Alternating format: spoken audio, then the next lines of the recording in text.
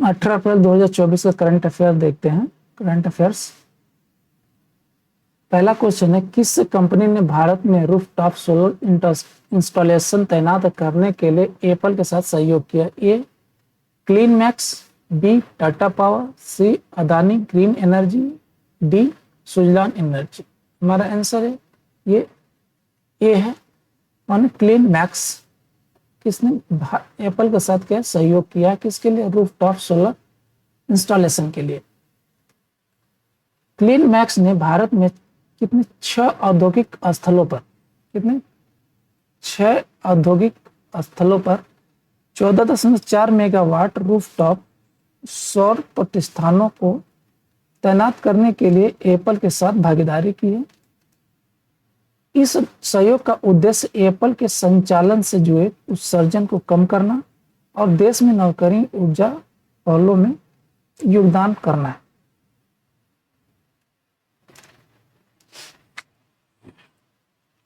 प्रश्न संख्या 2 देखते हैं, कौन सा देश मेनिंजाइटिस के 5 उपभेदों को, कितने 5 उपभेदों,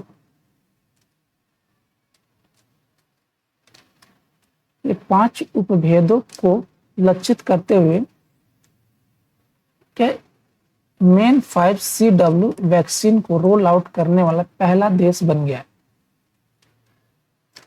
ए इथोपिया, बी केन्या, सी नाइजीरिया या डी दक्षिण अफ्रीका। तो हमारा आंसर यहीं से मिल जाएगा, कौन सा? ये नाइजीरिया है। हमारा आंसर हो जाएगा कौन सा? ये नाइजीरिया।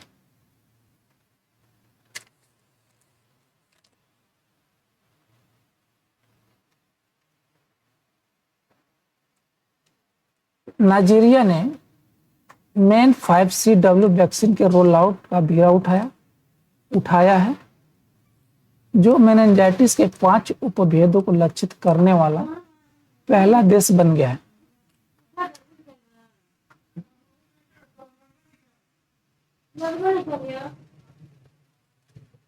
यह महत्वपूर्ण कदम WHO के लक्ष्यों के साथ संरेखित है और मेनिंजाइटिस का मुकाबला करने में वादा करता है, खासकर अफ्रीका जैसे क्षेत्रों में जहां बीमारी का एक गंभीर खतरा है। प्रश्न संख्या 3 देखते हैं, विश्व विरासत दिवस वर्ल्ड हेरिटेज डे प्रतिवर्ष किस तारीख को मनाया जाता है? ए अप्रैल 18 को, बी अप्रैल 20 को, सी मई 1 को या डी जून 5 को। हमारा आंसर है ये अप्रैल 18 को मनाया जाता है। इसका विश्व विरासत दिवस वर्ल्ड हेरिटेज डे मनाया जाता है कब? ये 18 अप्रैल को। विश्व धरोहर दिवस, जिससे स्मारकों और स्थलों के अंतर्राष्ट्रीय दिवस के रूप में भी जाना जाता है, प्रतिवर्ष 18 अप्रैल को मनाया जाता है। यह दिन विश्व की सांस्कृतिक विरासत और इसके संरक्षण की आवश्यकता के बारे में जागरूकता बढ़ाने के लिए समर्पित है। प्रश्न संख्या 4 देखते हैं, विश्व भविष्य ऊर्जा शिखर सम्मेलन 2024 का आयोजन किस शहर में किया गया था? ए दुबई, बी अबू धाबी, सी रियाद, डी दोहा। हमारा आंसर है ये अबू धाबी।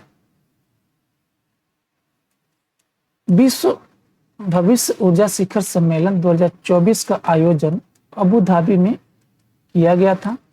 इस शिखर सम्मेलन में अच्छे ऊर्जा क्षमता और वित्तीय निवेश में वृद्धि के माध्यम से जलवायु परिवर्तन को संबोधित करने पर ध्यान केंद्रित किया गया। प्रश्न संख्या 5 देखते हैं, just a mercenary notes from my life and career नामक संस्करण के लेखक कौन है? ए रघुराम राजन, बी YV रेड्डी, सी उर्जित पटेल या डी दुवोरी सुब्बा राव। हमारा आंसर है ये दुवोरी सुब्बा राव। इनको डी सुब्बा राव के नाम से जाना जाता है। स्मरण, just a mercenary notes from my life and career के लेखक भारतीय रिजर्व बैंक के पूर्व गवर्नर दुवोरी सुब्बा राव हैं।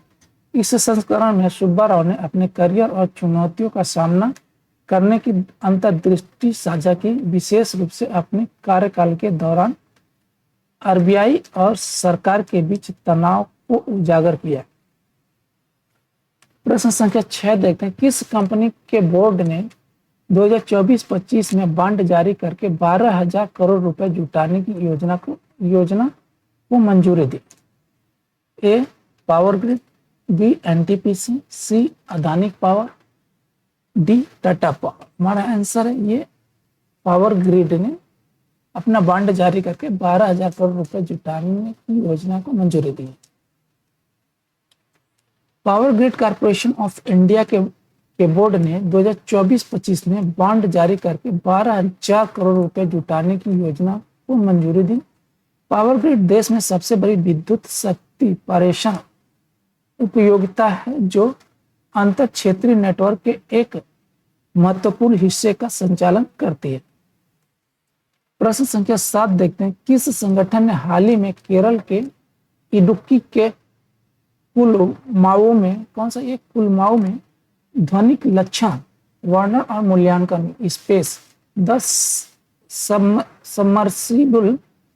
Submersible platform for acoustic characteristic and evaluation सुविधा के लिए सबमर्सिबल प्लेटफॉर्म का उद्घाटन किया? किसका सबमर्सिबल प्लेटफॉर्म का उद्घाटन किया है?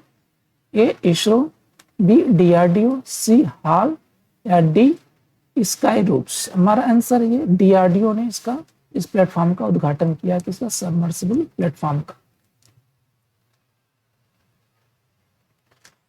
रक्षा अनुसंधान और विकास संगठन यानी कि डीआरडीओ ने हाल ही में केरल के इडुक्की के कुलमाऊ में ध्वनि लक्षण वर्णन और मूल्यांकन space the submersible platform for acoustic characteristic and evaluation सुविधा के लिए सबमर्सिबल प्लेटफॉर्म का उद्घाटन किया। यह अत्यधिक सुविधा उन्नत सोनार सिस्टम परीक्षण और मूल्यांकन के माध्यम से भारत की नौसेना क्षमताओं को बढ़ाने के लिए डिजाइन किया गया है। प्रश्न संख्या 8 देखते हैं, अडानी परिवार ने किस कंपनी में 8,339 करोड़ रुपए का निवेश किया जिससे उनकी हिस्सेदारी बढ़कर 70.3% हो गई? A India cement, B Reliance industry, C Ambuja cement या डी आदित्य बिरला ग्रुप। हमारा क्या यहीं से आंसर मिल जाएगा अंबुजा सीमेंट में। हमारा आंसर हो जाएगा कौन सा? ये अंबुजा सीमेंट में है। कितना लगा ये 8,339 करोड़ लगाने के बाद इनकी हिस्सेदारी कितनी हुई? 70.3% हो गई। अदानी पावर ने हाल ही में अंबुजा सीमेंट लिमिटेड में 8,339 करोड़ का निवेश किया जिससे उनकी हिस्सेदारी बढ़कर 70.3% हो गई। यह निवेश अंबुजा की वृद्धि और बाजार की स्थिति को मजबूत करने के लिए एक बड़ी रणनीति का हिस्सा है जो सीमेंट उद्योग पर अदानी ग्रुप के रणनीतिक फोकस को दर्शाता है। प्रश्न संख्या 9 देखते हैं, India the road to renaissance, ठीक है, road to renaissance a vision and an agenda. India the road to renaissance a vision and an agenda पुस्तक के लेखक कौन है? A R K Narayan, B Amrit Sen, C Arundhati Roy, D Bhimeshwar Challa. हमारा आंसर ये कौन है? भीमेश्वर चल्ला है इस पुस्तक के लेखक। Bhimeshwar Challa India the road to renaissance a vision and an agenda पुस्तक के लेखक हैं। यह पुस्तक भारत के भविष्य के लिए एक सम्मोहक दृष्टि प्रस्तुत करती है और पाठकों को उन वास्तविक मुद्दों का सामना करने की चुनौती देती है जो राष्ट्र के प्रक्षेप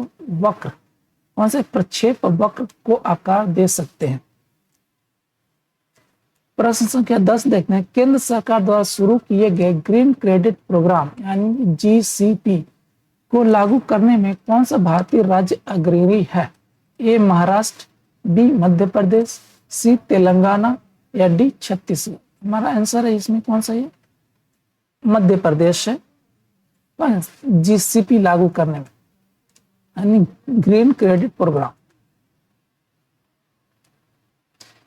green credit program an encouraging step toward sustainable living.